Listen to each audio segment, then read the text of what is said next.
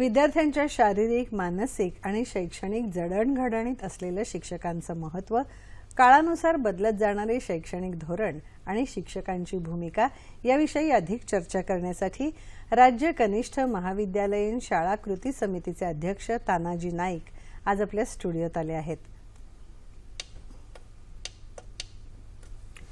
Sir, 9:30च्या बातमीपत्रात आपलं स्वागत.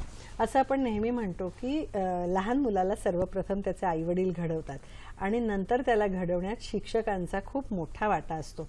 बराचसा वेळ मुलांच्या शाळेतल्या शिक्षकांबरोबर जात असतो. मुलांची शैक्षणिक, मानसिक जडणघडण, त्यांचं व्यक्तिमत्व चांगलं तयार व्हावं यासाठी शिक्षकांची नेमकी भूमिका किंवा त्यांचा सहभाग कशा प्रकारे वाढवता येईल? तर बराच वेळ आपण म्हटल्याप्रमाणे आई वडिलांच्या नंतर पहिला जो उंबरठा घरातून बाहेर पडल्यानंतर हा शिक्षक विद्यार्थी जो आहे तो शिक्षकांच्या सानिध्यात, आणि तो आई वडिलांच्या नंतर जास्तीत जास्त वेळ हा शिक्षकांच्या समोर घालवत असतो. आणि हे सर्व घालवत असताना त्याचं हसणं, खेळणं, बागडणं हे बरंच काम शिक्षकांच्या समोर ह्याचं होत असतं. आणि हे सर्व होत असताना आपल्या प्रश्नामध्ये आलं की त्याची शारीरिक जडणघडण यामध्ये त्याच्यासमोरच त्याचं वय वाढत असते, विद्यार्थ्याचं उंची, वजन या गोष्टी सातत्यानं वाढत असतात. आणि ह्या वाढीचा बदल हा शिक्षक आमचा तिथं बघत असतो. आणि हे बघत असताना यातली आमच्या शिक्षकाची भूमिका अशी असली पाहिजे की जसं आपल्याला 2 अपत्य आहेत, एक मुलगा एक मुलगी आहे.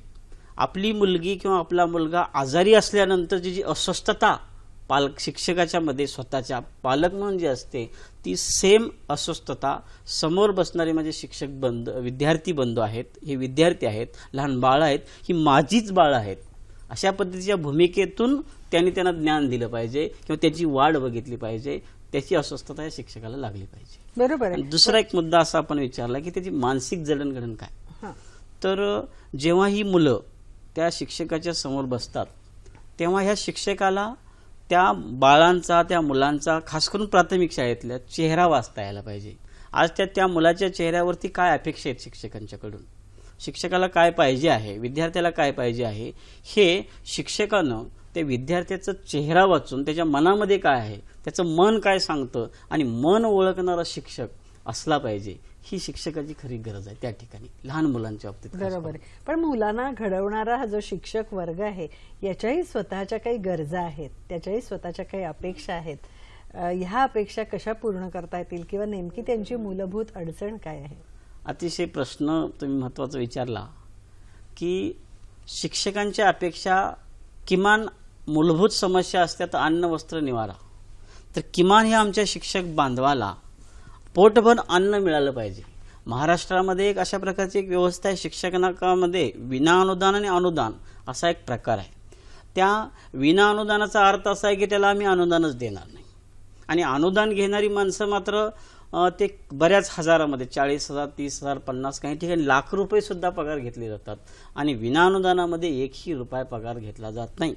आज घडीला, आज भीतीला, आज स्थितीला असं झालं की महाराष्ट्र गव्हर्नमेंटनं माध्यमिकपर्यंत जे शिकवणारे शिक्षक आहेत, 10वीपर्यंत शिक्षक शिकवणार आहेत, त्यांना अनुदान देण्याचा निर्णय घेतलेला आहे. त्यामध्ये सुद्धा माध्यमिकला 20%च अनुदान द्यायचा निर्णय घेतला आहे. तो सुद्धा 100% असायला पाहिजे होता, तो दिला नाही. त्यामध्ये सुद्धा 1 जुलैला घोषित आहेत अघोषित शाळा आणि घोषित शाळा. त्या घोषित झालेत पण त्यांचीही अनुदानाची तरतूद नाही आणि अघोषितही नाही. आणि अतिशय महत्त्वाचा जो प्रश्न आहे याच्यामध्ये की ज्युनियर कॉलेज 11वी 12वीला शिकवणारे राज्यभरामध्ये 20,000 शिक्षक आहेत. गेल्या 15 वर्षापासून 0 पगारावर 1ही रुपया पगार न घेता, म्हणजे मूलभूत गरजातली अन्न ही प्रचंड समस्या, ही अन्न त्यांना मिळत नाही, पोटाला अन्न नाही. आणि शिक्षकांच्याकडनं अपेक्षा आपण ठेवतोय बऱ्याच. आज शिक्षक दिन आहे, आमचा सन्मानाचा दिवस आहे, समाधान वाटतंय. पण शिक्षकामध्ये पोट भरलं पाहिजे शिक्षकाचं. आणि हा शिक्षकांना पगार दिला जात नाही आणि पगार देणं गरजेचं आहे. आणि म्हणून 20,000 शिक्षक 15 वर्षापासून बिन पगाराचं ज्ञान देण्याचं पवित्र काम करतात.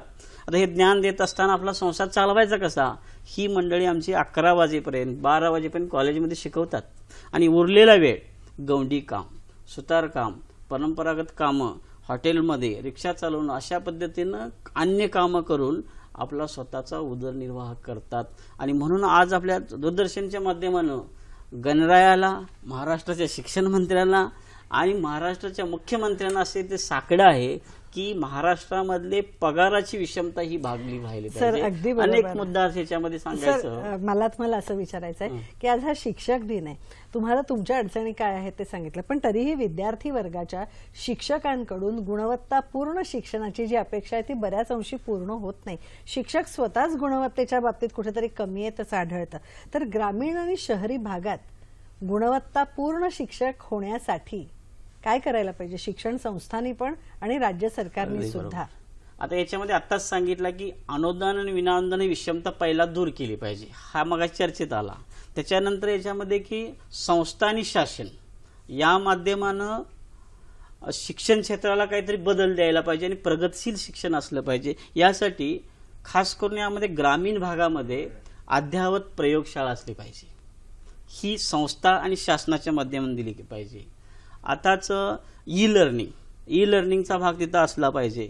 संगणक स्वतंत्र कक्ष असलं पाहिजे, क्रीडा साहित्य असलं पाहिजे आणि ई ग्रंथालय असलं पाहिजे. आणि मुख्य म्हणजे शिक्षकांना हे सगळं आत्मसात करण्याची आंतरिक उमेद असली पाहिजे. याबरोबरच मला असं म्हणायचं आहे की हे सर्व जे आहे फक्त भौतिक सुविधा आहेत आणि धुळकात पडलेत असं न होता या सर्वांचं अद्ययावत प्रयोगशाळेमध्ये विद्यार्थी प्रयोग करतो का, त्याच्या प्रयोगाचा शिक्षकांना आत्मसात प्रयोग केले आहे का, तो विद्यार्थ्याला समजून दिला जातोय का, ई लर्निंग व्यवस्था आहे ती ई लर्निंगचा वापर केला जातो का, संगणक कक्षाचा वापर केला जातो का, क्रीडा साहित्य आहे ते मुलांना दिलं जाते का, आणि लायब्ररीमध्ये खास करून शाळेमध्ये असं एक हे असावं की आपुलकीपोटी विद्यार्थ्यांना सन्मान केला जावा की एखादा विद्यार्थी किती पुस्तक वाचतो, ते पुस्तक किती वाचले, त्याच्यावर ते पुस्तक वाचून त्यानं त्यातला आदर्श काय घेतला, याचं सुद्धा त्या साहित्याचा पुरेपूर वापर या शिक्षक बांधवांनी विद्यार्थी करतात का हे बघितलं पाहिजे. आणि त्या तोडीचं हे सर्व ज्ञान आहे